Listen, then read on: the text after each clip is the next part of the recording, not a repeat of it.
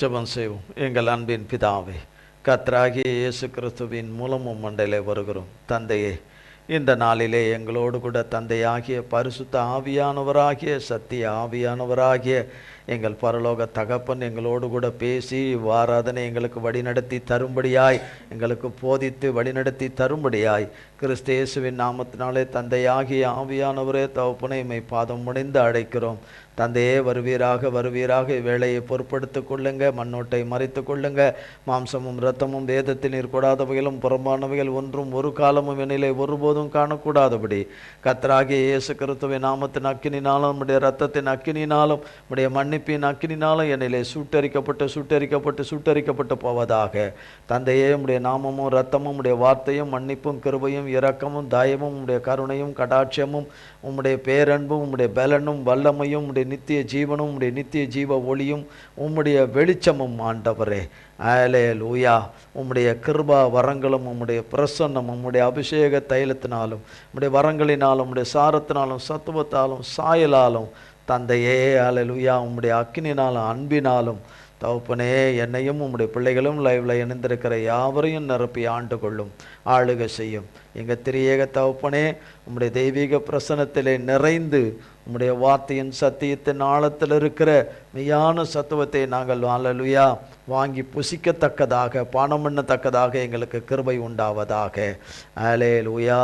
பொறுப்படுத்திக் கொள்ளும் தந்தையே, ஆவியானவரே பொறுப்படுத்திக் கொள்ளுங்க, வழி நடத்துங்க, ஆசீர்வதிங்க. பிதா குமாரன் பரிசுத்த ஆவியானவராய் மூவராய் ஒன்றாய் இருக்கிற எங்கள் கர்த்தராகிய இயேசு கிறிஸ்து இதோ சீக்கிரமாய் வருகிறேன் என்று சொன்னவர், அவனவனுடைய கிரியைகளுக்கு தக்க பலன் என்னோடு கூட வருகிறது என்று வாக்கு பண்ணினவர், என்னுடையவர்களை அழைத்து செல்ல வருவேன் என்று சொன்னவர், உண்மை உள்ள தேவன் இந்த வார்த்தையை சொன்னவர், வார்த்தையாகிய தேவன் உண்மை உள்ளவர். ஆண்டவரே, உண்மை உள்ளவர். உம்முடைய நாமம் மட்டுமே மகிமைப்படுவதாக.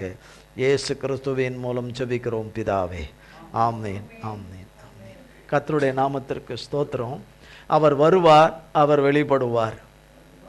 அவர் வருவார், அவர் வெளிப்படுவார். அவர் வர்றதை யாரும் தடை பண்ண முடியாது.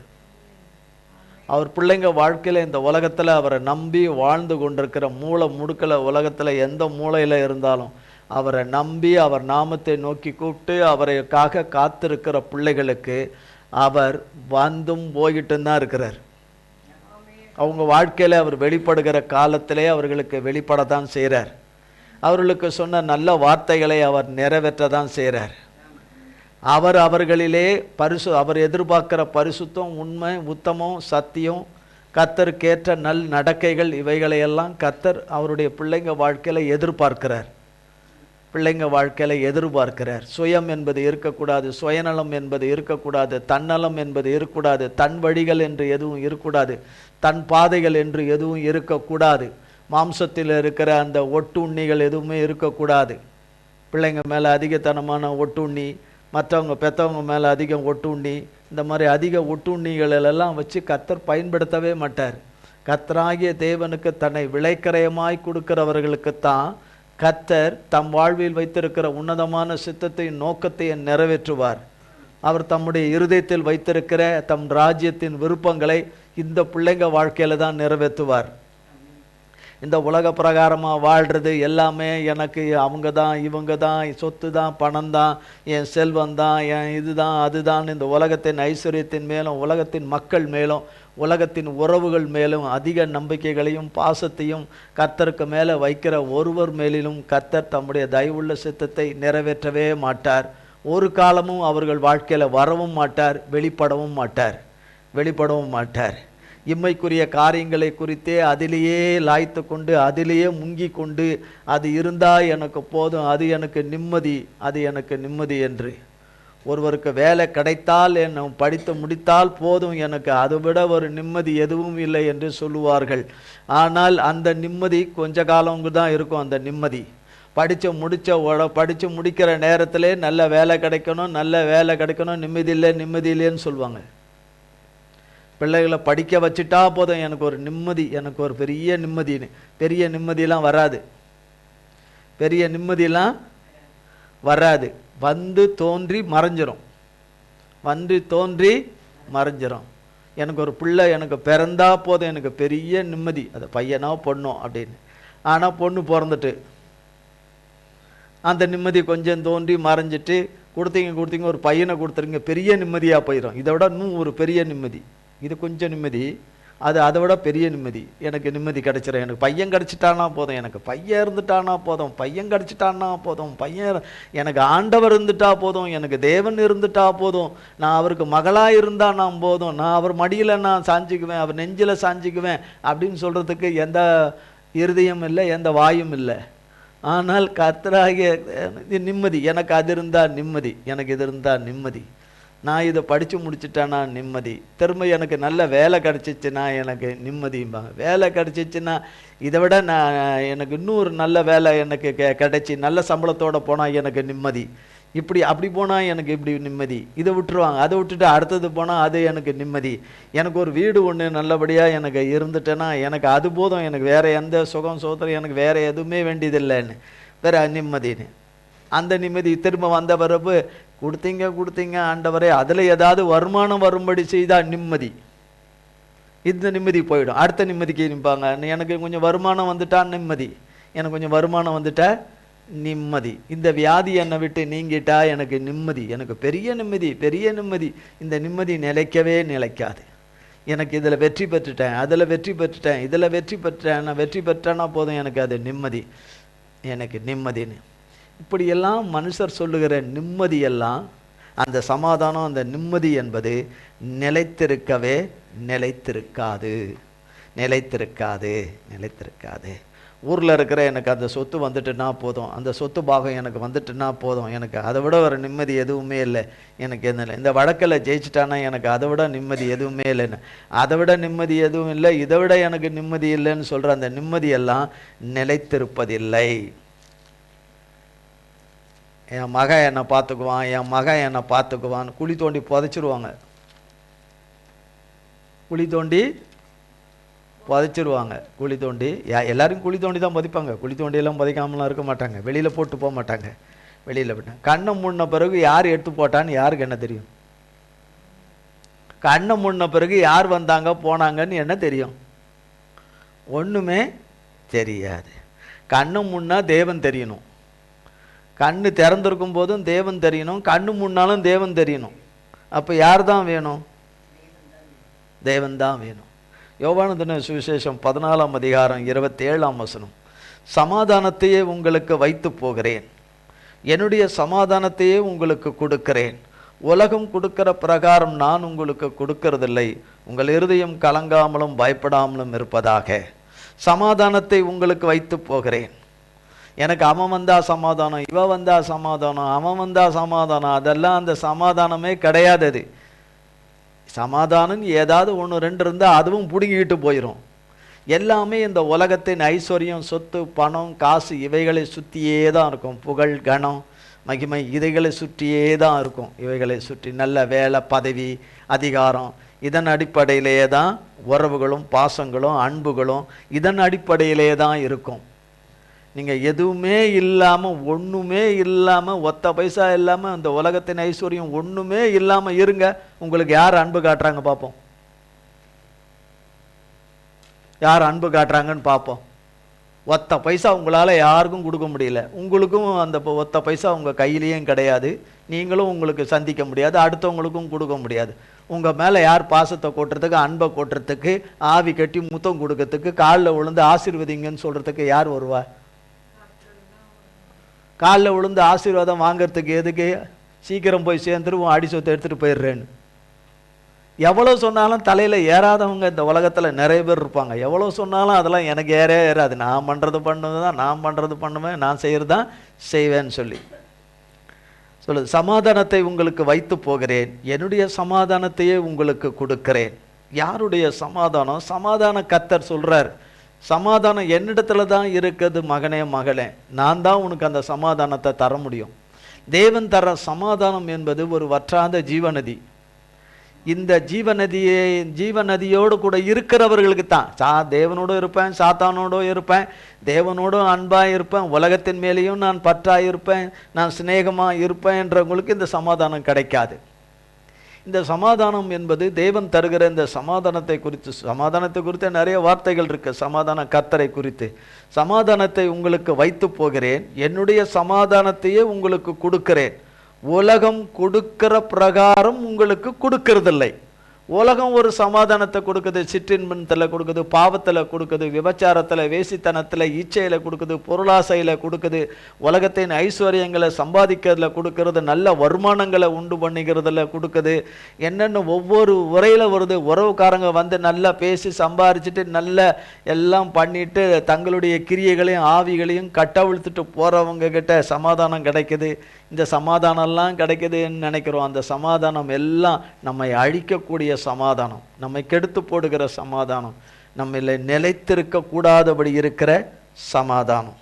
ஆனால் கர்த்தர் அதனால தான் சொல்கிறார், நான் உங்களுக்கு தண்ணி போடுறது, குடிக்கிறது, கஞ்சா, இன்னும் வேற என்னென்ன விதத்தில் சினிமா, வேறு என்னென்ன விதத்தில் என்டர்டைன்மெண்ட்டு, என்னென்ன இதில் யூடியூப்பில் நேரங்களை அதிக நேரங்களை கழிக்கிறது, கர்த்தர் வார்த்தையை கேட்கறதுக்கு பதிலாக கர்த்தர் வார்த்தையை நான் கேட்டேன், நீ கேட்டேன், நான் கேட்டேன், அவன் கேட்டான், இவன் கேட்டான்னு கேட்குற வார்த்தைகளை கேட்கறது, இவைகளிலெல்லாம் ஒன்றுமே கிடையாது, ஒரு பிரயோஜனமே கிடையாது. பேசுகிறவரோடு கூட பேசணும், பேசுகிறவர் வார்த்தையை கேட்கணும். அதுதான் உறவு முறை, அதுதான் பரிசுத்த உறவு முறை. பரிசுத்த தகப்பனோடு பேசணும், பரிசுத்த தகப்பனோடு சம்பாஷிக்கணும். எப்போ பேசுகிறாரோ அப்போ பேசுவார். இப்போ பேசலனாலும் இன்னொரு நாள் பேசுவார், இன்னொரு நாள் பேசுனாலும் அது இன்னொரு நாள் கட்டாயம் பேசுவார். பேசாமல் இருக்க போகிறது கிடையாது, பேசுவார். நாம் நிறைய பேசுவோம், அவர் ரத்தன சுருக்கமாக பேசுவார். எதை பேசணுமோ அதை பேசுவார். நம்ம எதெல்லாம் பேசக்கூடாது அதெல்லாம் அவர்கிட்ட பேசுவோம். அதையெல்லாம் அவர் அதெல்லாம் ஒரு இதுவாக எடுக்க மாட்டார், எடுத்துக்குவார். அது வேண்டாதெல்லாம் அவர் தெரியும், அது தூரத்துக்கு போட்டுருவார். நமக்கு என்ன வேண்டியதோ அதை எடுத்துக்குவார். அவர் நமக்கு என்ன தரணுமோ அதை தருவார். அவர் தான் சமாதானத்தை கொடுக்க முடியும், அவர் தான் உனக்கு சமாதானத்தை கொடுக்க முடியும். இவன் கடைசி காலத்தில் என் கண்ணை மூடுவான், அவன் கடைசி காலத்தில் இவன் கண்ணை மூடுவா. அதெல்லாம் நம்ம கண்ணை மூடுறப்போ நமக்கே தெரியாது எப்போ கண்ணை மூடுறோன்னு. கண்ணை எப்போ மூடுறோன்னு நமக்கு தெரியுமா? நமக்கு தெரியும். இப்போ கண்ணை மூடுறது விடுங்க, இது நீங்கள் வழக்கமாக பண்ணுற கண்ணை மூடுறது அதை விடுங்க. ஆனால் கண்ணை மூடுறது உங்களுக்கு தெரியுமா? அவன் என் கண்ணை மூடிடுவான், இவன் என் கண்ணை மூடிடுவான். நீங்கள் சொன்னாலும் சொல்லிட்டுலாம் கண்ணு தானாக மூடிடும். மூடுற நாளில் மூடிடும் கண்ணு, போகிற நாளில் ஆவி போயிடும். யார் தடுக்க போகிற? யாரில்லை. நான் காசெல்லாம் கொடுத்துட்டு தான் போய்க்கிறேன், என்னை நல்லா பார்த்துக்கோங்க, என்னை நல்லா எடுத்துன்னு போய் நல்ல மேலே தாளத்தோடு கொண்டு போய் அங்கேன்னு. அன்றைக்கி பார்த்தா பந்தாக இருக்கும், அன்றைக்கி பார்த்தா மழையாக இருக்கும், எவனுமே கிடைக்கல. போனவங்களுக்கு தெரியுமா என்ன மூலம் வாசித்தாங்கன்னு? மூலம் வாசித்தா என்ன, மூலம் வாசிக்கலைன்னா என்ன? மூலம் வாசித்தா பரலோகத்துக்கு போயிடுவாங்களா என்ன? அதெல்லாம் ஒன்றும் கிடையாது, எதுவுமே கிடையாது. உலகம் கொடுக்கிற பிரகாரம் நான் உங்களுக்கு கொடுக்கறதில்லை. உலகம் ஒரு விதமாக கொடுக்குது, அது பாவம், அது பரிசுத்தம் இல்லாதது, அது நிலை இல்லாதது, அது அழிஞ்சு போகிறது.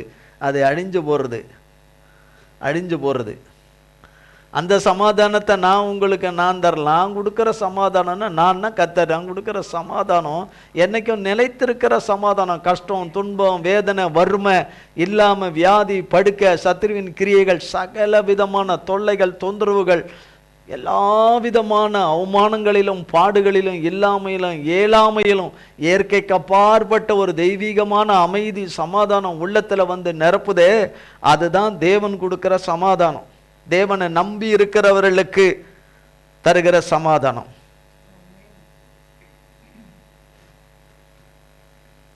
பதினெட்டாம் வசனம் வாசிக்கிறேன். நான் போவேன் என்றும் திரும்பி உங்களிடத்தில் வருவேன் என்றும் நான் உங்களுடனே சொன்னதை கேட்டீர்களே.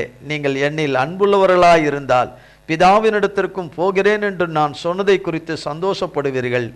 என்னிலும் என் பிதா என்னிலும் பெரியவராயிருக்கிறார். ஏனெனில் என் பிதா என்னிலும் பெரியவராயிருக்கிறார்.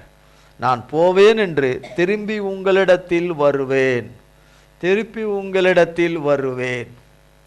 உலகத்தின் மாம்சத்தின் மேலையும், உலகத்தின் மேலையும், உலகத்தின் மக்கள் மேலையும், பெற்றெடுத்தவங்க சந்ததிகள் மேலையும் அவங்க மேலே அள்ளி கொட்டிக்கிட்டு பாசத்தையும் அன்பையும், பாசம் கொடுக்க வேண்டியதான், அன்பு கொடுக்க வேண்டியதான். அது தேவனுடைய லெவலுக்கு மேலே இருக்குமானால் மனுஷருக்கே அது தெரியும். ஓவராக பண்ணுறாங்க, ஓவராக கொஞ்சுறாங்க, ஓவராக போகிறாங்க, ஓவராக இது பண்ணுறாங்க, ஓவராக நம்பிக்கை வைக்கிறாங்கன்னு.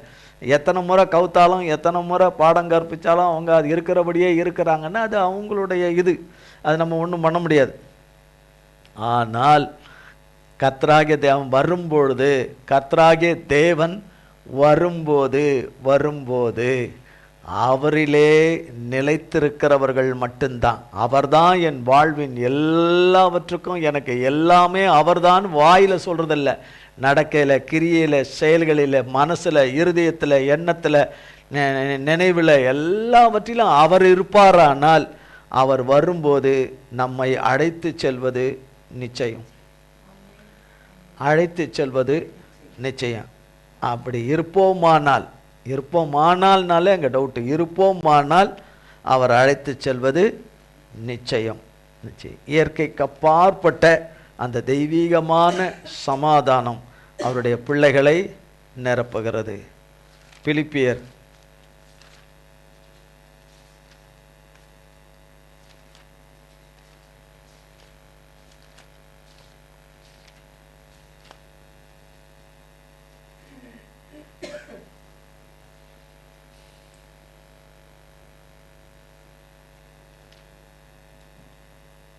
நாலாம் அதிகாரம் 6ஆம் வசனமும் 7ஆம் வசனமும் 8ஆம் வசனமும் 9ஆம் வசனம் வரைக்கும், 6லிருந்து 9.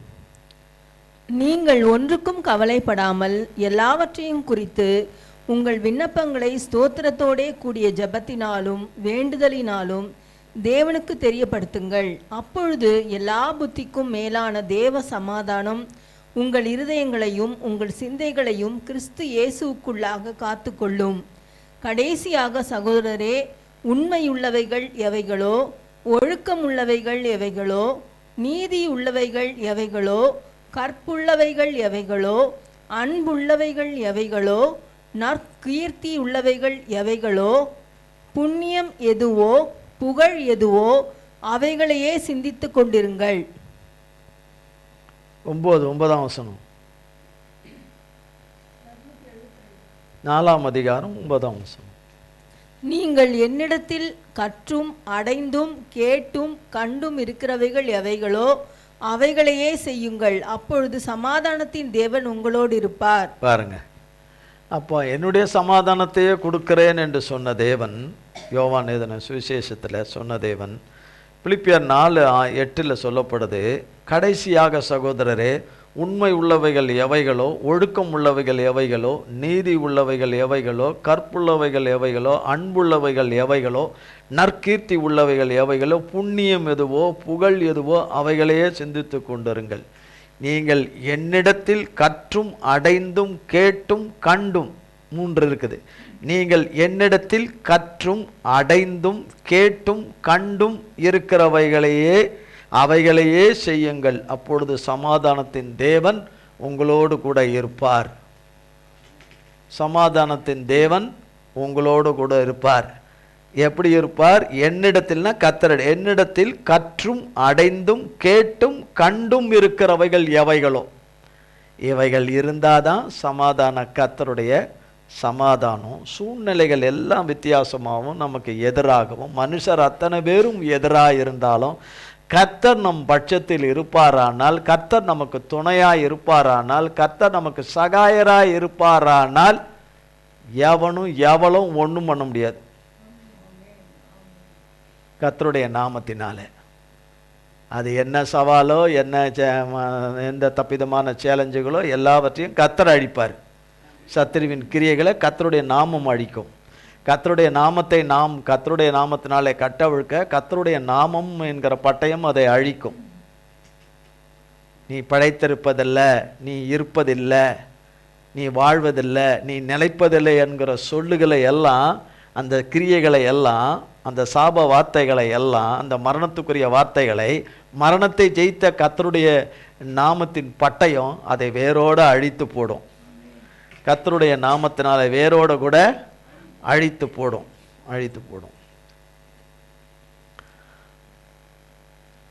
1 கொரிந்தியர் 16ஆம் அதிகாரம் 1 கொரிந்தியர் 16ஆம் அதிகாரம்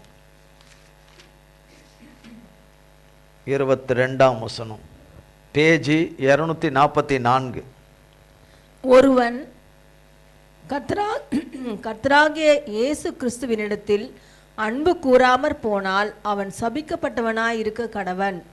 கர்த்தர் வருகிறார். பாருங்க, ஒருவன் கர்த்தராகிய இயேசு கிறிஸ்துவினிடத்தில் அன்பு கூறாவிட்டால், எனக்கு எல்லாமே அதுதான் இதுதான் அதுதான் இதுதான், மனுஷனா இருக்கட்டும் எதா இருக்கட்டும் எல்லாமே அதுதான் இதுதான் அதுதான் எல்லாமே எனக்கு அதுதான் இதுதான்னா கர்த்தர் இடத்துல நீ அன்பு கூறவில்லை, கூற வேண்டிய விதத்தில் அன்பு கூறவில்லை சொல்றார். ஒருவன் அல்லது ஒருத்தி கர்த்தராகி இயேசு கிறிஸ்துவினிடத்தில் அன்பு கூறாமல் போனால் அவன் அல்லது அவள் சபிக்கப்பட்டவனாக அல்லது சபிக்கப்பட்டவளாக இருப்பாள்.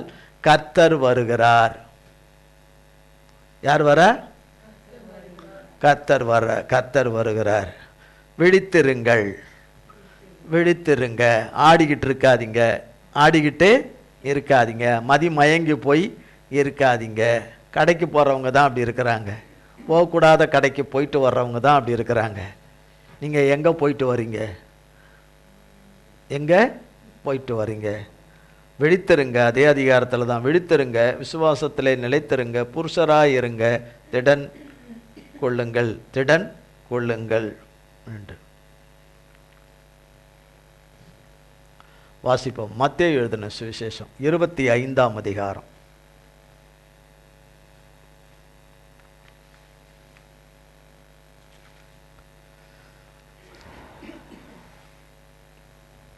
1 அப்பொழுது பரலோக ராஜ்யம் தங்கள் தீவட்டிகளை பிடித்து கொண்டு மணவாளனுக்கு எதிர்கொண்டு போக புறப்பட்ட 10 கன்னிகைகளுக்கு ஒப்பாயிருக்கும். அவர்களில் 5 பேர் புத்தியுள்ளவர்களும் 5 பேர் புத்தி இல்லாதவர்களுமாயிருந்தார்கள். புத்தி இல்லாதவர்கள் தங்கள் தீவட்டிகளை எடுத்துக்கொண்டு போனார்கள், எண்ணெயையோ கூட கொண்டு போகவில்லை. புத்தியுள்ளவர்கள் தங்கள் தீவட்டிகளோடும் கூட தங்கள் பாத்திரங்களில் எண்ணெயையும் கொண்டு போனார்கள். மணவாளன் வர தாமதித்த போது அவர்கள் எல்லாரும் நித்திரை மயக்கமடைந்து தூங்கிவிட்டார்கள். நடு ராத்திரியிலே இதோ மணவாளன் வருகிறார், அவருக்கு எதிர்கொண்டு போய் புறப்படுங்கள் என்கிற சத்தம் உண்டாயிற்று. எதிர்கொண்டு போக புறப்படுங்கள் என்கிற சத்தம் உண்டாயிற்று. அப்பொழுது அந்த கன்னிகைகள் எல்லாரும் எழுந்திருந்து தங்கள் தீவட்டிகளை ஆயத்தப்படுத்தினார்கள். இருங்க, கர்த்தராகிய இயேசு கிறிஸ்து தான் பேசுறாரு. யார் வார்த்தையை கேட்க நாம எல்லாரும் வந்திருக்கோம்? அவர் வார்த்தை கேட்க தான் வந்திருக்கிறோம். அப்போ இருக்கிற எவ்வளோ நேரமோ அந்த நேரம் விழிப்பாக இருந்து கர்த்தருடைய வார்த்தையை நாம் கேட்டு கர்த்தர் கொடுக்குற வார்த்தையை நாம் வாங்கி கொள்வோமானால் அது ஜீவப்பம். அவர் தான் அவர் தான் ஜீவப்பம். அவரையே தன்னையே ஜீவபலியாய் கொடுத்த ஜீவப்பம். அவர் வார்த்தை ஜீவப்பம், அவர் வசனம் நமக்கு ஜீவப்பம். அப்போ அவர் சொல்றார் ஒரு வார்த்தை, அப்பொழுது பரலோக ராஜ்யம் தங்கள் தீவட்டிகளை பிடித்து கொண்டு மணவாளனுக்கு எதிர்கொண்டு புறப்பட்ட 10 கன்னிகைகளுக்கு. 10 கன்னிகைகள் என்று சொன்னால் அவருடைய பிள்ளைங்களை தான் சொல்றாரு. அது ஆண் பிள்ளையோ பெண் பிள்ளையோ எல்லாரும் சேர்ந்தது தான், எல்லாமே அதை அவருடைய பிள்ளைகளை தான் அப்படி 10 கன்னிகைகள் என்று சொல்றார். 10 கன்னிகைகள். மணவாளன் வரும்போது எதிர்கொண்டு வர்றவங்க அவருடைய பிள்ளைங்க வரணும். அவருடைய பிள்ளைங்க பரிசுத்தமும் உண்மையும் உத்தமும் நீதியும் சத்தியமும் அன்பும் நிறைந்தவர்கள் தான் அவரை எதிர்கொண்டு போக முடியும். அவர் வரும்போது அவரை அழைத்து கொள்ள முடியும். அது இல்லாதவர்கள் அழைத்து கொள்ள மாட்டார், அழைத்து கொள்ள மாட்டார். அதுதான் முதல்ல இருந்தே பேசிட்டு வர்றாரு. இதெல்லாம் இருக்குதான்னு நான் பார்த்துக்கணும், இதெல்லாம் இருந்தால் நான் விட்டுறணும், நான் இதன் மேலே அதிக தொடர்பு, அதிக நான் பிடிப்பு, அதிக நான் நட்பு, அதிக உறவு, அதிக எதிர்பார்ப்பை நான் வைத்திருப்பேன் என்று சொன்னால் அதை விட்டுறணும், அதை விட்டுடணும். ஒருவரை ஒருவர் மன்னிக்கணும், ஒருவர் பாரத்தை ஒருவர் சுமக்கணும், கிறிஸ்துவின் பிரமாணத்தை சுமக்கணும், ஒருத்தருக்கு ஒருத்தர் உதவியாக இருக்கணும், ஒத்தாசையாக இருக்கணும், சகாயம் இருக்கணும், மன்னிக்கணும், அன்பு கூறணும், அதெல்லாம் ஓகே. ஆனால் சிலதெல்லாம் எல்லாம் கடந்து போகுது. எல்லாம் கடந்து தேவனுடைய பார்வையில் எல்லாம் கடந்து போகிறதெல்லாம் சரியே கிடையாது. அந்த ஆத்மா நஷ்டப்பட்டு போயிடும். 10 கன்னிகைகள் என்று கர்த்தர் சொல்றார். ஒரு உதாரணத்தை சொல்றார். அதில் 5 பேர் புத்தி உள்ளவர்களும் 5 பேர் புத்தி இல்லாதவர்களுமாய் இருந்தார்கள் என்று. நாம் அந்த 5 பேர் புத்தி உள்ளவர்கள் லிஸ்ட்டில் இருக்கிறோமா, 5 பேர் புத்தி இல்லாத லிஸ்ட்டில் இருக்கிறோமான்னு பார்த்துக்கணும். புத்தி இல்லாதவர்கள் தங்கள் தீவெட்டிகளை எடுத்துக்கொண்டு போனார்கள், எண்ணெயையோ கூட கொண்டு போகவில்லை. ஆவியானவர் இல்லை, ஆவியானவர் அவர்களுக்கு இல்லை, ஆவியானவரோடு அவர்கள் இல்லை. ஆவியானவருடைய அனலும் அக்கினியும் அவர்களுக்குள்ளே இல்லை, ஆவியானவருடைய வெளிச்சம் அவர்களுக்குள்ளே இல்லை, அவர்களுக்குள்ளே இல்லை இல்லை. ஆக போல அவங்க ஆவியானவர் இல்லை, அதனால் எண்ணெயோட போகலை. 4ஆம் வசனத்தில் புத்தி உள்ளவர்கள் தங்கள் தீவெட்டிகளோடு கூட தங்கள் பாத்திரங்களில் எண்ணெயையும் கொண்டு போனார்கள், எண்ணெயையும் கொண்டு போனார்கள்.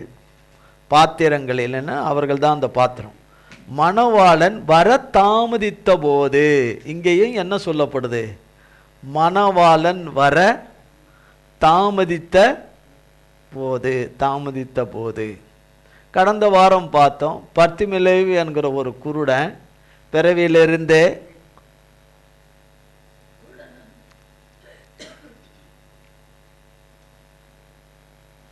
பர்த்திமிலேயு என்கிற குருடன் இயேசு அவ்வழியாய் வருகிறார் என்று கேள்விப்பட்டு, அவ்வழியாய் வருகிறார் என்று கேள்விப்பட்டு அவன் நசரேனாகிய இயேசுவே எனக்கு இறங்குங்க, தாவீதின் குமாரனே எனக்கு இறங்குங்க என்று அவன் கூப்பிட ஆரம்பிச்சிட்டான். அவன் எதிர்பாராத நாள், எதிர்பாராத ஒரு வேலை, எதிர்பாராத ஒரு நேரம் அவன் வாழ்க்கையில் வந்துருச்சு. இயேசு அந்த வழியாக வந்துட்டார். அவனை போல எத்தனை பேர் தாவீதின் குமாரனே எனக்கு இறங்குன்னு கூப்பிட்டாங்கன்னு எனக்கு தெரியல. ஏன்னா அவரை குறித்து தான் அங்கே எழுதப்பட்டிருக்குது. ஏன்னா அதை பற்றி தான் சொல்ல முடியும். அப்போ அவர் தான் கூப்பிட்ருக்கிறார், தேவனை உண்மையாய் கூப்பிட்ருக்கிறார், எதிர்பார்த்துக்கிட்டே இருந்திருக்கிறார். எனக்கு இப்படி ஒரு வாய்ப்பு அமையுமா, தேவன் நன்மை செய்கிறவராய் சுற்றி திரிகிறாரே, இந்த சுவிசேஷத்தை சத்தியத்தை, பரலோக ராஜ்யம் சமீபமாய் இருக்கிறது, பரலோக ராஜ்யம் உங்களுக்குள்ளே வந்திருக்குது என்று சொல்லி பிரசங்கிக்கிறாரே, மனம் திரும்புங்கள் என்று பிரசங்கிக்கிறாரே, அவர் வருவாரா, அற்புத சுகம் அளிக்கிறவர் வரமாட்டாரா, இந்த சைடு வரமாட்டாரான்னு எதிர்பார்த்து கொண்டிருந்தவருக்கு அவர் எதிர்பாராத விதமாக அங்கே ஒரு சம்பவம் நடக்கிறது. இயேசு வழியாய் வருகிறார்.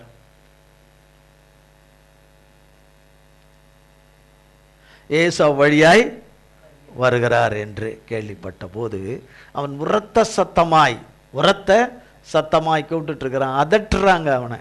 அவனை அதட்டுறாங்க, நிறுத்துன்னு, நீ கூப்பிட்றத நிறுத்துன்னு, நீ கும்பிட்றத நிறுத்து, நீ ஜெபம் பண்ணுறதை நிறுத்து, உபாசம் பண்ணுறதை நிறுத்து, தேவன் மேலே நம்பிக்கை வச்சிருக்கிறத நிறுத்து. எவ்வளவு சீனமடைஞ்ச பிறகும், எவ்வளவு ஒன்றும் இல்லாமல் போன பிறகும், இத்தனை கொடுமையிலும் வறுமையிலும் கஷ்டத்திலும் வேதிலும் வியாதியிலும் நீ நோவிலும் நீ கஷ்டப்படும் போது ஒரு ஒத்தாசை இல்லாமல் இந்த நிலைமைக்கு உன் தேவன் உன்னை விட்டுட்டாரு. இதுக்கப்புறமும் தேவன் உன் வாழ்க்கையில் வரப்போறாரா, வெளிப்பட போறாரா? ஆம், வருவார், வெளிப்படுவார். நாக்கு எல்லாம் ஒன்று தான், பூமியில் இருக்கிற எல்லா நாக்குகளும் ஒன்று தான், எல்லா வாயும் ஒன்று தான், எல்லா மூக்கும் ஒன்று தான், எல்லா கண்ணும் ஒன்று தான், எல்லா காதும் ஒன்று தான், எல்லா மூளையும் ஒன்று தான். ஏன்னா அத்தனையும் மனுஷ மூளை, மனுஷ கண்ணு, மனுஷ மூக்கு. ஆனால் சுவாசிக்கிறது தேவனுடையது. கண்ணு மூளையெல்லாம் தேவன் தந்தது தான், வேற யாரும் தந்ததில்லை. ஆனால் அது தேவனுடைய ஆளுகையில் இல்லை, தேவனுடைய பார்வையில் இல்லை. தேவனுடைய வார்த்தையை கேட்க வேண்டிய விதத்தில் செவிகள் கேட்கலை, தேவ வார்த்தையை பேச வேண்டிய விதத்தில் வாயும் நாவும் பேசலை. சூழ்நிலை நல்லா இருந்தால் நல்லா பேசுவேன், சூழ்நிலை நல்லா இருந்தால் வாய் நாவு சரியாக பேசணும்னு வேதத்தில் எங்கேயும் போடப்படலை.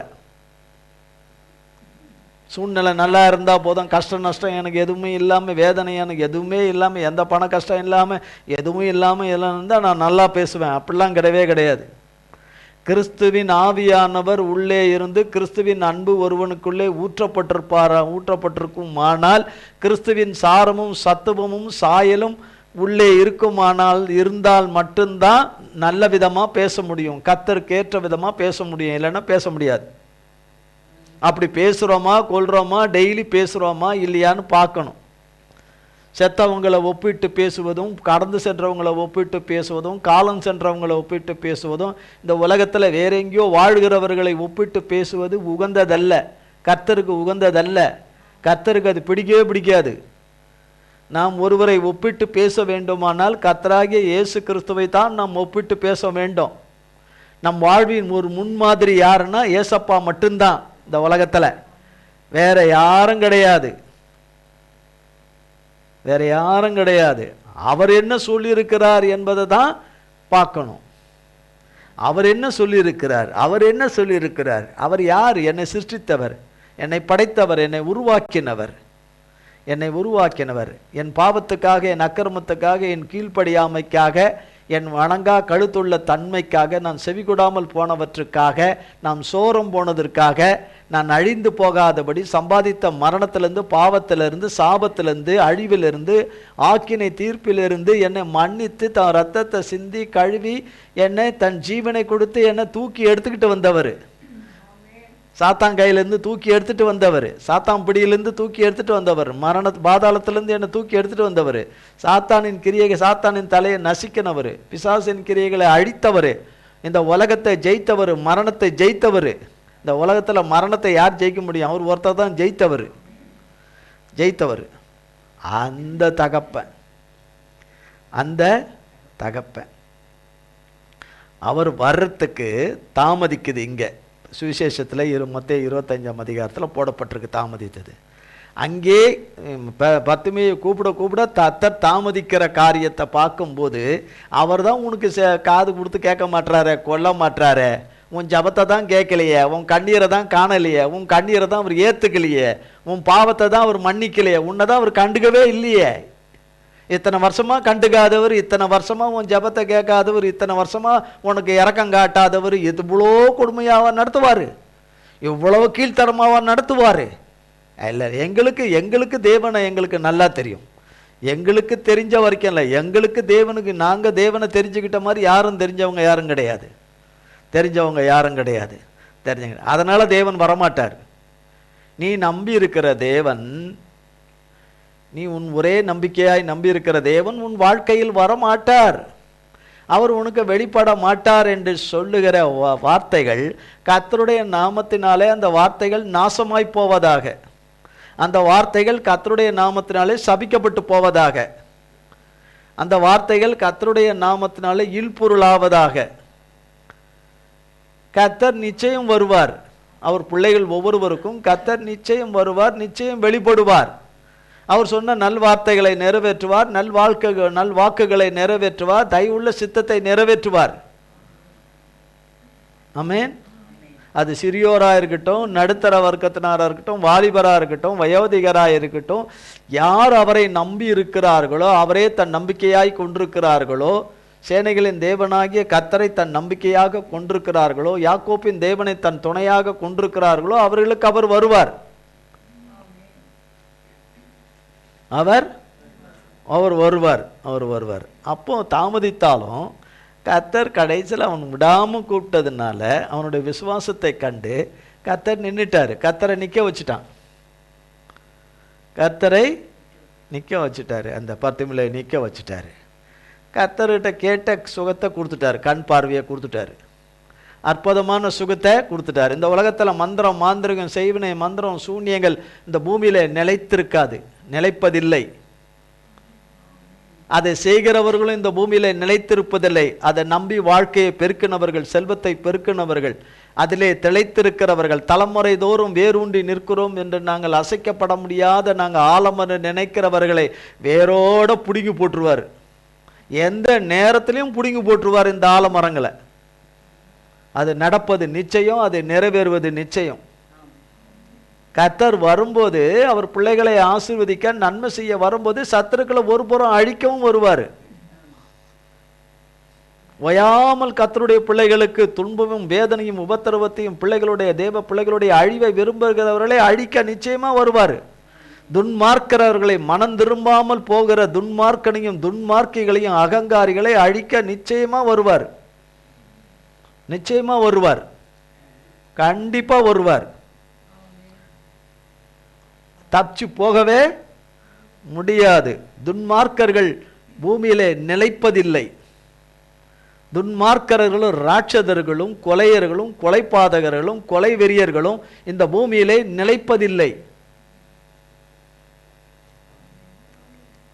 அப்போ கர்த்தர் வருகிறது தாமதித்த போது 5ஆம் வசனம், மத்தேயு 25 அதிகாரம் 5ஆம் வசனம், மணவாளன் வர தாமதித்த போது அவர்கள் எல்லாரும் நித்திரை மயக்கம் அடைந்து தூங்கிவிட்டார்கள்.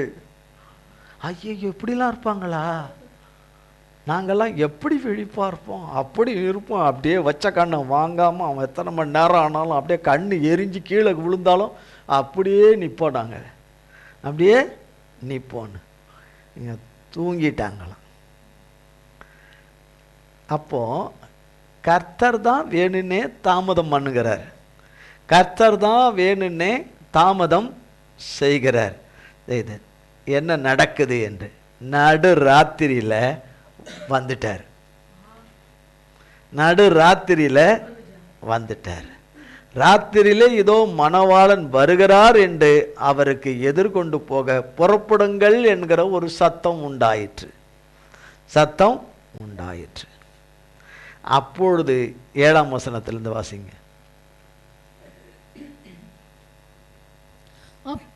அப்பொழுது அந்த கன்னிகைகள் எல்லாரும் எழுந்திருந்து தங்கள் தீவட்டிகளை ஆயத்தப்படுத்தினார்கள். புத்தி இல்லாதவர்கள் புத்தியுள்ளவர்களை நோக்கி, உங்கள் எண்ணெயில் எங்களுக்கு கொஞ்சம் கொடுங்கள், எங்கள் தீவட்டிகள் அணைந்து போகிறதே என்றார்கள். புத்தியுள்ளவர்கள் பிரதியுத்தரமாக, அப்படியல்ல, எங்களுக்கும் உங்களுக்கும் போதாமல் இராதபடி நீங்கள் விற்கிறவர்களிடத்தில் போய் உங்களுக்காக வாங்கிக் கொள்ளுங்கள். விற்கிறவர்கள் என்று சொல்றதுன்னா கர்த்தருடைய வார்த்தையை சொல்லுகிறவர்கள், கர்த்தருடைய வார்த்தைக்கு கர்த்தருக்கு வாயாயிருந்து கர்த்தருடைய வார்த்தையை பிரசங்கிக்கிறவர்கள், அவர்கள் தான் விற்கிறவர்கள். அவங்க கிட்ட போய் வாங்கிக்கிங்க கர்த்தருடைய வார்த்தையை.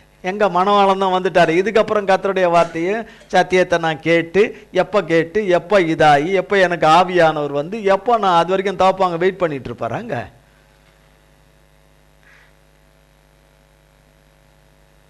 இப்பவே நம்ம எப்படி இருக்கிறோம்? சொக்க தங்கமா? பகலே நமக்கு என்னவா இருக்கு? அந்தகாரமா இருக்குது. மப்பும் மந்தாரமா இருக்குது. இது போல மூஞ்சின்னு இருப்போமா?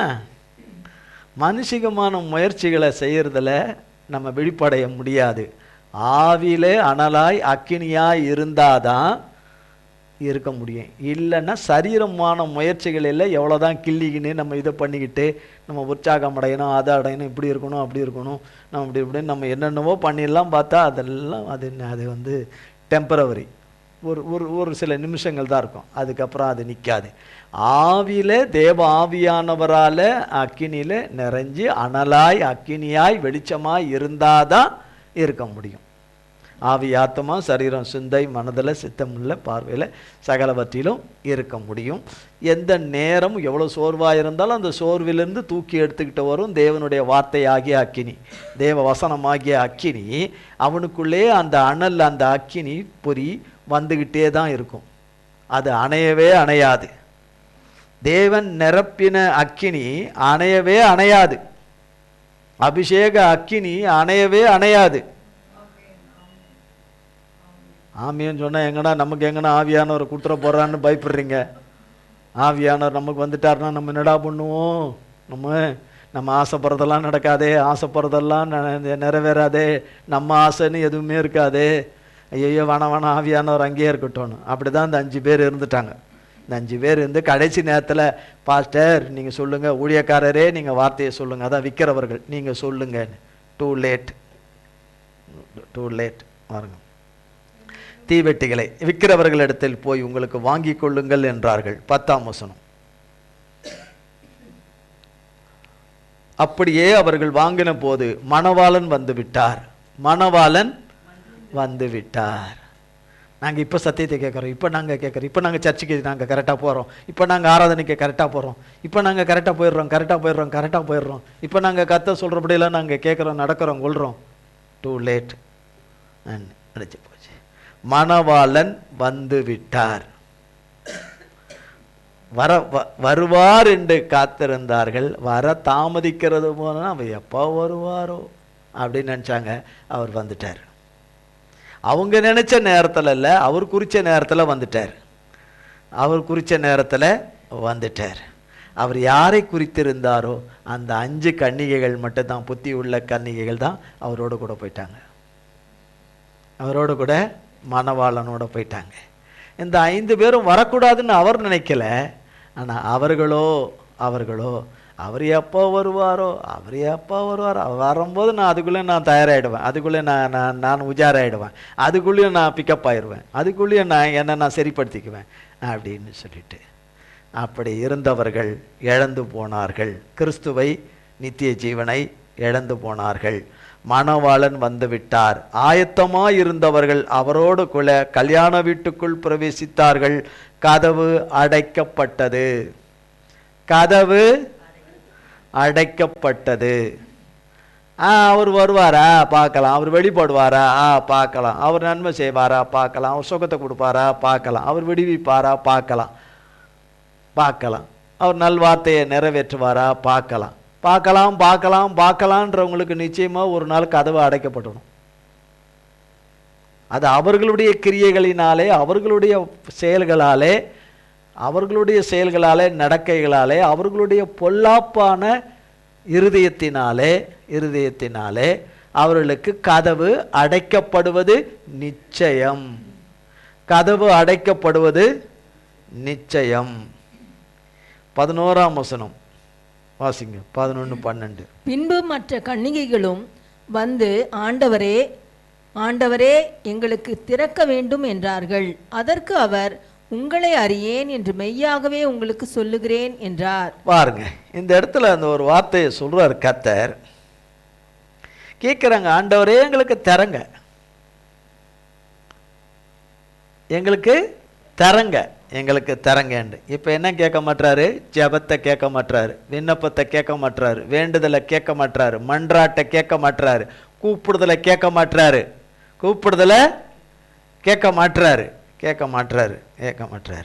இப்போ அவங்களுக்கு செவி கொடுக்க மாட்டாரு. கர்த்தர் செவி கொடுக்க மாட்டேங்கிறார். அதற்கு அவர், உங்களை அறிய நீ யாருன்னே தெரியாது, உங்களை நான் அறியேன்,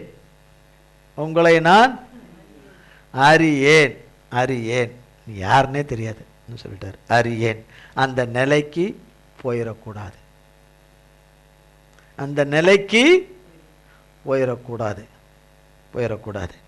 உங்களை அறியேன் என்று மெய்யாகவே உங்களுக்கு சொல்லுகிறேன் என்றார்.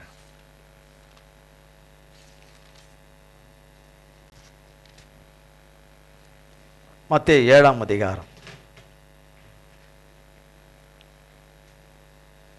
பேஜ் 10, புதிய ஏற்பாடு 21ஆம் வசனத்திலிருந்து. என்ன அப்பப்போ மைக் இதாவது? பரலோகத்தில் இருக்கிற என் பிதாவின் சித்தத்தின்படி செய்கிறவனே பரலோகத்தில் பிரவேசிப்பானே அல்லாமல் என்னை நோக்கி கர்த்தாவே கர்த்தாவே என்று சொல்லுகிறவன் அதில் பிரவேசிப்பதில்லை. அந்நாளில் அநேகர் என்னை நோக்கி, கர்த்தாவே கர்த்தாவே, உமது நாமத்தினாலே தீர்க்க தரிசனம் உரைத்தோம் அல்லவா, உமது நாமத்தினாலே பிசாசுகளை துரத்தினோம் அல்லவா, உமது நாமத்தினாலே அநேக அற்புதங்களை செய்தோம் அல்லவா என்பார்கள். அப்பொழுது நான், ஒரு காலம் உங்களை அறியவில்லை, அக்கிரம செய்கைக்காரரே, என்னை விட்டு அகன்று போங்கள் என்று அவர்களுக்கு சொல்லுவேன். பாருங்க, பரலோகத்தில் இருக்கிற என் பிதாவின் சித்தத்தின்படி செய்கிறவனை. பிதாவினுடைய சித்தம் எனக்கு தெரியும், உனக்கு தெரியும் யாருமே சொல்ல முடியாது. பிதாவின் சித்தம் அவருக்கு தான் தெரியும். பிதாவின் சித்தம், பிதாவுடைய சித்தம், பிதா குமாரன் பரிசுத்த ஆவியானவராய் மூவராய் ஒன்றாய் இருக்கிற ஏசப்பாவுடைய சித்தம் ஏசப்பாவுக்கு தான் தெரியும், திரியேக தகப்பனுக்கு தான் தெரியும். அந்த சித்தத்தை அவர் பிள்ளைகளில் வெளிப்படுத்த வேண்டிய விதத்தில் வெளிப்படுத்தி நடத்தும் போது தான் வெளிப்படுத்துகிறவராலே தெரியும். வெளிப்படுத்தாவிட்டால் அதுவும் தெரியாது. அவருடைய சித்தம் அவருக்கு மட்டும்தான் தெரியும். அவர் யாரை எந்த சித்தத்தில் நடத்துகிறாரோ அவர்களுக்கு தான் அந்த சித்தத்தில் எது தெரியணுமோ அதுதான் தெரியும். எல்லாமே தெரியாது, எல்லாமே தெரியாது. அப்போ அவர் சித்தத்தின்படி செய்கிறவன் தான் பரலோக ராஜ்யத்துக்குள்ள போக முடியும். அப்படின்னா சொர்க்கத்துக்கு போக முடியும். சொர்க்கம் இங்கெங்கேயே கிடையாது. வாசலை திறந்து வச்சுட்டு வருஷத்துக்கு ஒரு வாட்டி திறந்தா அதெல்லாம் சொர்க்கத்தில் அது உள்ள பூத்துடலான்னு, ஒரு 12 மாதத்தில் ஒரு மாதத்தில் சொர்க்கத்தில் உள்ள பூறுதெல்லாம் கிடையவே கிடையாது. அப்படிலாம் எதுவுமே கிடையாது. மெய்யான பரஞ்சோதி தான் கர்த்தராகிய இயேசு கிறிஸ்து. அந்த ஜோதி அப்படியே வந்து காட்சி அளிப்பது தான் மெய்யான ஜோதி. மனுஷரால் உண்டாக்கப்படுகிற ஜோதி ஜோதி அல்ல.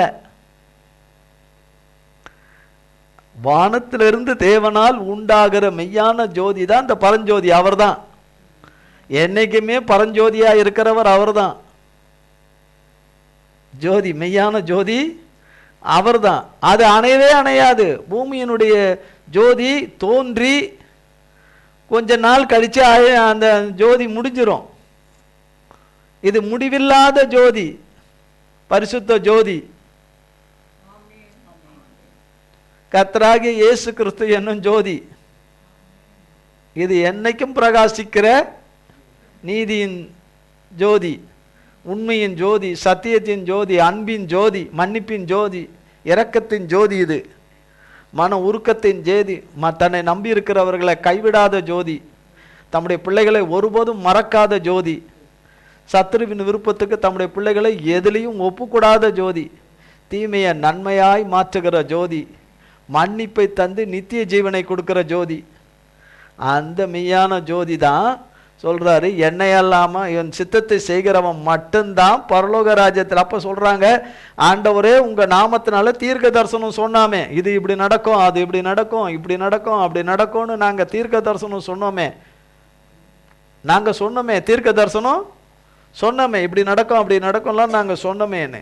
உமது நாமத்தினால தீர்க்க தரிசனம் உரைத்தாமே, உமது நாமத்தினால பிசாசெல்லாம் துரத்தணுமே. பிசாசுலாம் என்னாச்சு? தூங்குற பிசாசு ஓடிச்சு, மயங்கர பிசாசு ஓடிச்சு, உட்கார முடியாத பிசாசு ஓடிச்சு, வேதத்தை வாசிக்க முடியாத பிசாசு ஓடிச்சு, வீட்டை அலக்கழிக்கிற பிசாசு ஓடிச்சு, வீட்டை ரெண்டாக்குற பிசாசு ஓடிச்சு, எப்போ பார்த்தாலும் அவிவிசுவாசத்தையே பேசுகிற பிசாசு ஓடிடுச்சு. இதெல்லாம் ஓடிச்சே. வாயில் தாறுமாறா பேசுகிற, கெட்ட கெட்ட வார்த்தையாக பேசுகிற பிசாசு ஓடிடுச்சு. மெட்ராஸ் பாஷையில் இருக்கிற அத்தனை கெட்ட வார்த்தையும் பேசுகிற ஆம்பளை பிசாசும் ஓடிடுச்சு, பொம்பளை பிசாசும் ஓடிடுச்சு, எல்லாம் ஓடிடுச்சே ஓடிடுச்சே. அப்போ உங்கள் நாமத்தினால அற்புதம் செஞ்சோமே, அற்புதங்கள்லாம் நடந்ததே, கட்டிலாம் மறைஞ்சிருச்சே, அவங்களுக்கு கண் பார்வைலாம் வந்துருச்சே, காது கேட்காதவனுக்கு காது கூட கேட்டுடுச்சே, மூளை சரியில்லாதவனுக்கு மூளை சரியாயிடுச்சே, ஞாபக சக்தி இல்லாதவனுக்கு ஞாபக சக்தி வந்துருச்சு, நடக்காதவங்க கூட நடந்துட்டானே, இவ்வளோ அற்புதம்லாம் நடந்துட்டேன். இதெல்லாம் மனுஷன் பார்க்கணும் எப்படி பிரமிப்பு உண்டாகும். இந்த அற்புதங்கள்லாம் கர்த்தர் நாமத்தினால நடக்கும்போது, அந்த அற்புதங்களை எல்லாம் செய்தோமே, இப்போ எங்களுக்கு பரலோகம் இல்லைன்றீரே அப்படின்னு.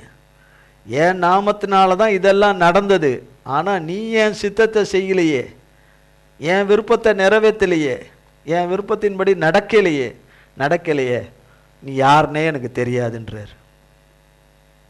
நீ யாருன்னே எனக்கு தெரியாது. உங்கள் நாமத்தினால தானே இந்த ஆயிரக்கணக்கான ஜனங்கள்லாம் வந்தாங்க, ஆயிரக்கணக்கான ஜனங்கள்லாம் இருந்தாங்க கொண்டாங்கன்னு. அதெல்லாம் அவரால் தான், கர்த்தரால் தான். அது என் நாமத்தினால பிசாசு போச்சு, என் நாமன்னா கர்த்தருடைய நாமத்தினால அற்புதம் நடந்தது, எல்லாம் நடந்தது, அதிசயம் நடந்தது, எல்லாம் நடந்தது. ஓ நாமத்தில் இல்லை, எல்லாம் நடந்தது. ஆனால் நீ என் சித்தத்தின்படி நடக்கலையே, உனக்கு என்ன கிடையாது?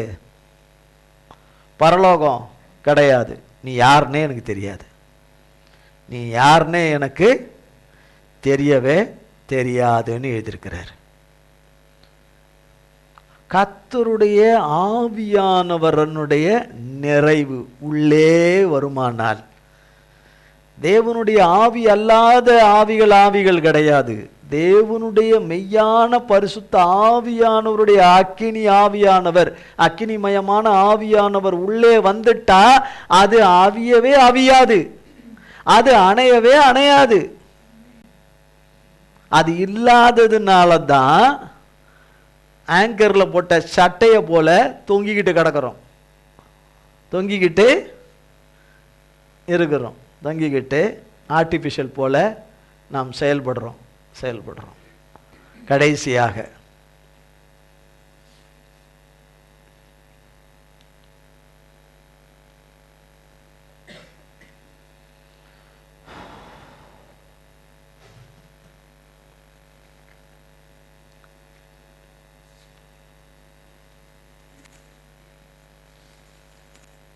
லூக்கா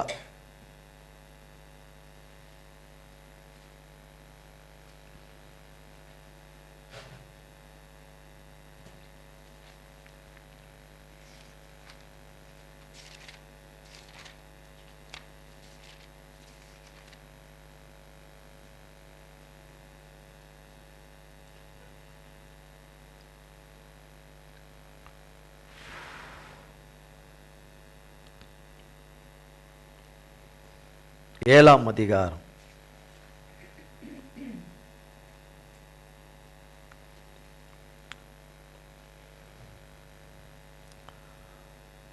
11ஆம் வசனத்திலிருந்து 17ஆம் வசனம் வரை. மறுநாளிலே அவர் நாயின் என்னும் ஊருக்கு போனார். அவருடைய சீஷர் அநேகரும் திரளான ஜனங்களும் அவருடனே கூட போனார்கள். அவர் ஊரின் வாசலுக்கு சமீபித்த போது மரித்து போன ஒருவனை அடக்கம் பண்ணும்படி கொண்டு வந்தார்கள். அவன் தன் தாய்க்கு ஒரே மகனாயிருந்தான், அவளோ கைம்பெண்ணாயிருந்தாள். ஊராரில் வெகு ஜனங்கள் அவர்களுடனே வந்தார்கள். பாருங்க, ஒரு சம்பவம் நடக்குது. இயேசு மறுநாளிலே, அதுக்கு முன்னாடி நிறைய காரியங்கள் அற்புதங்களை நிறைய செய்கிறார் கர்த்தர். மறுநாளிலே, இன்னும் 5 நிமிடம் தான். மறுநாளிலே அவர் நாயின் என்னும் ஊருக்கு போனார்.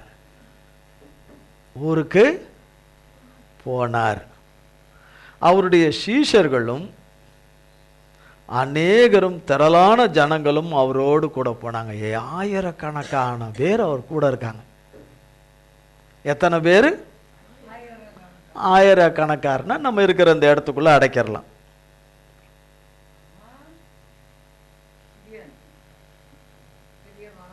இதில் எண்ணிக்கை ஒரு உதாரணத்துக்கு சொல்கிறோம், அது எவ்வளவோ அதை விட கூடவே இருக்கும். ஆயிரக்கணக்கான ஜனங்க கூட இருக்காங்க. அப்போ கூட போனார்கள். அவர் ஊரின் வாசலுக்கு சமீபத்த போது, அந்த ஊரினுடைய வாசல்கிட்ட வரார். அப்போ மரித்து போன ஒருவனை அடக்கம் பண்ண கொண்டு போயிட்டு இருக்காங்க. பாடை கட்டி கொண்டு போயிட்டு இருக்கிறாங்க. பாடை தெரியும்ல, செத்து போனவனுக்கு பாடையில் கொண்டு போனாங்கன்னா, கட்டையில் கொண்டு போனாங்கன்னா, வண்டியில் கொண்டு போனானுங்களா, எதில் கொண்டு போனானுங்க, தூக்கிக்கிட்டு போனானுங்கன்னாலும் என்ன செய்யாது, தெரியாது. எப்படி தெரியும்? ஆமாம், இப்போ எல்லோரும் வந்திருக்காங்கண்ணா, ஏற்கனவே நிறைய வீட்டுக்கு போய் மாலை போட்டிருக்கான், எனக்கு மாலை போட வந்திருக்காங்கண்ணா பார்த்துன்னு இருப்பாங்க. அவன் ஏன் வரல நமக்கு மாலை போட? அவனுக்கு நான் 150 ரூபா கொடுத்து மாலை போட்டானே, அவன் எனக்கு மாலை போட வரலையா? இவன் ஏன் எனக்கு அழவே இல்லை? சும்மா நீலுக்கணி வடிக்கிறாங்க சாவில் அப்படியே பார்ப்போம்.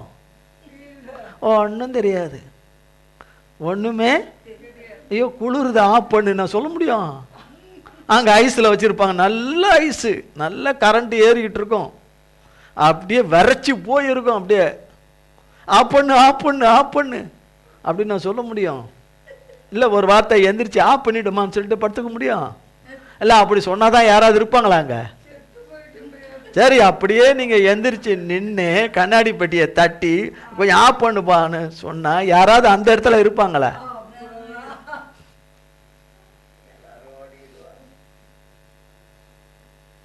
என் உயிர்ன்னு சொன்னதெல்லாம் அந்த இடத்துல இருக்கும்.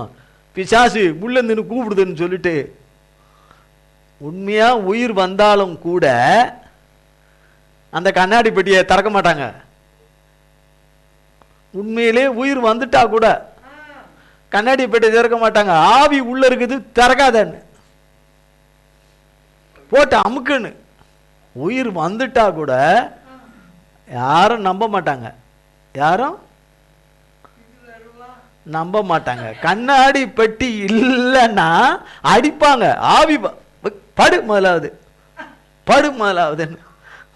அவங்களுக்கு எப்படி இருக்கும்? பாவி, என்னை பரலோகத்திலிருந்து கடவுள் கொஞ்ச நாள் வாடும்படி அனுப்பி வச்சுட்டாரடான்னு சொன்னா கூட பிசாசு பேசுதுன்னு சொல்லுவாங்க. அவங்க உண்மையா கடவுளுடைய வார்த்தையை சொன்னாலும் பிசாசு பேசுதுன்னு அடிப்பாங்க. அப்ப பாருங்க, ஊரின் வாசலுக்கு சமீபித்த போது மரித்து போன ஒருவனை அடக்கம் பண்ணும்படி கொண்டு வந்தார்கள். அவன் தன் தாய்க்கு ஒரே மகனாயிருந்தான். அந்த அம்மாவுக்கு அவன் ஒரே பையன், அவன் செத்துட்டான், அந்த பையன் இறந்துட்டான். அப்போ அந்த அம்மாவுடைய வாழ்வு, எதிர்காலம் எல்லாம், நம்பிக்கை எல்லாம் அந்த பையன் மேலேயே தான் வச்சுருந்தாங்க, பையன் மேலே தான் வச்சுருந்தாங்க. கடைசியில் என்னவாயிற்று?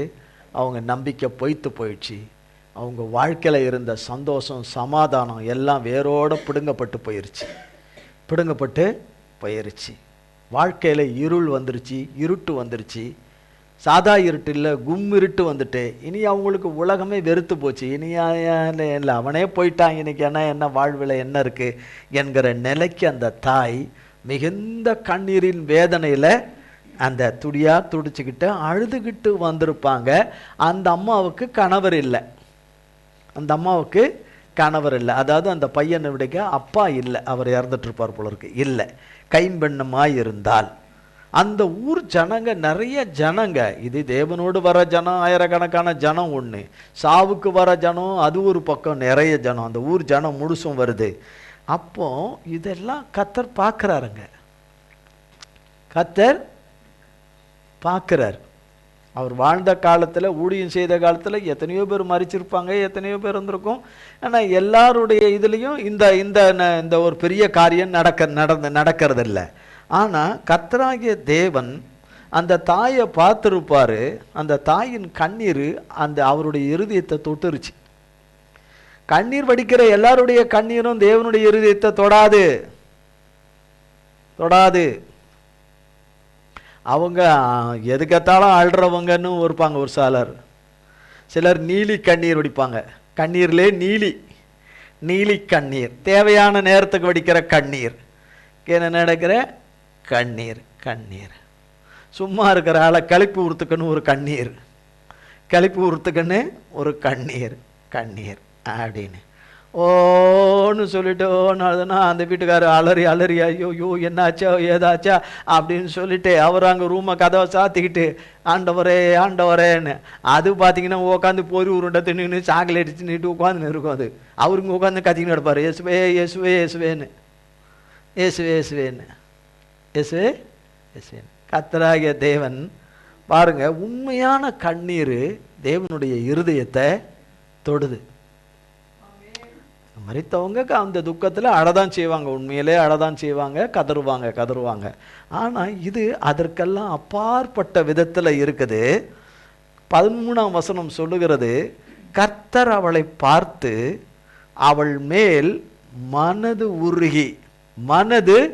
உருகி அழாதே என்று சொல்லி. ஏசப்பா அந்த வழியா வராரு, இந்த சாவு அந்த வழியா வருது. அந்த அம்மாவுக்கு பாருங்க, கர்த்தர் கண்களில் ஒரு பெரிய இரக்கம், அவங்க மகனுக்கு ஒரு பெரிய இரக்கம். யாரால இதை செய்ய முடியும்? யாராலையுமே இதை செய்ய முடியாது. ஆனால் அவரால் மட்டும்தான் முடியும். அவரை போல உள்ளவங்கள் அல்ல, அவரால் மட்டும்தான் அதை செய்ய முடியும். அவரால் மட்டும்தான். ஏன் அழுவுறீங்க? எதுக்கு? அவரை இந்த மகனை உயிரோட எழுப்புனதுக்கா?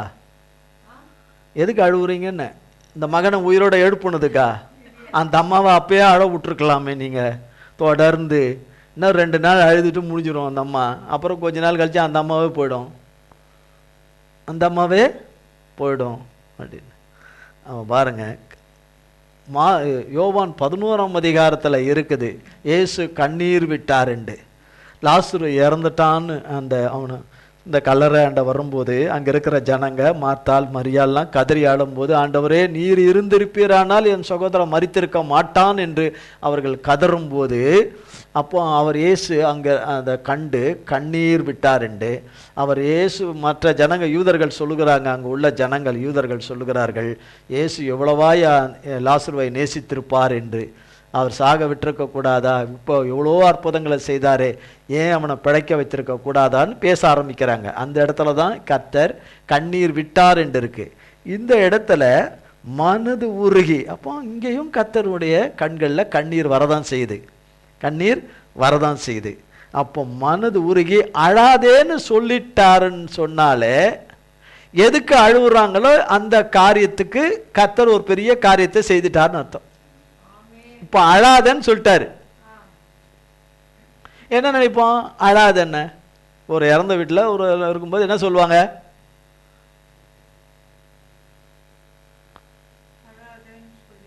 அழாதேன்னு சொல்லுவாங்க.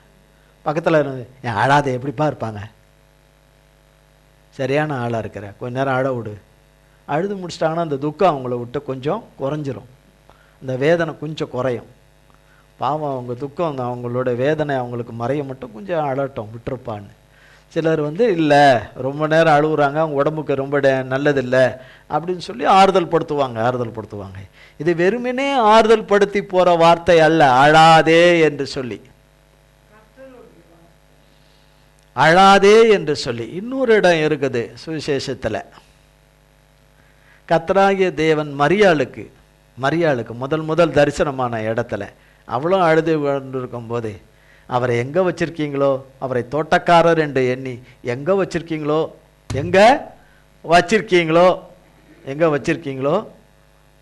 சொல்லுங்க, நான் போய் அவரை எடுத்துக்கிறேன்னா தூக்கிக்கிறேன், அவரை வேணா ஏசப்பாவை நான் தூக்கிக்கிறேன் அப்படின்னு சொல்லும் போதே, அவள் அழும்போது அங்கேயும் கர்த்தர் அழாதே. அப்போது அவர் வார்த்தையை கேட்ட உடனே தான் ஏசப்பான்னு கண்டுட்டேன். முதல் தரிசனமான போது அவளையும் பார்த்து அழாதே என்று சொன்னார். என்னன்னு சொன்னாரு? அப்படின்னா எல்லையில்லா சமாதானமும் எல்லையில்லா சந்தோஷத்தை அவளுக்கு கொடுக்க போறாரு. மரியாளுக்கு முதல் தரிசனமே அவளுக்கு தான் கொடுத்தாரு, கல்லெறிஞ்சு கொள்ள வேண்டும் என்று இருந்தாங்களே ஒரு ஸ்திரிய, அவங்க தான் அந்த மரியாள், அவங்க தான். அப்போ எப்படிப்பட்ட பரிசுத்த வாட்டியா கர்த்தரால மாறிட்டாங்க. பாவ மன்னிப்பு பெற்றுக்கொண்டு, கர்த்தரோட ரத்தத்தினால கழுவப்பட்டு, கர்த்தருடைய முதல் தரிசனத்தையே அவங்களுக்கு தான் கொடுத்தாரு. அழாதே என்று அந்த இடத்துல சொல்வார். இங்கே அழாதே என்று சொல்லி கிட்ட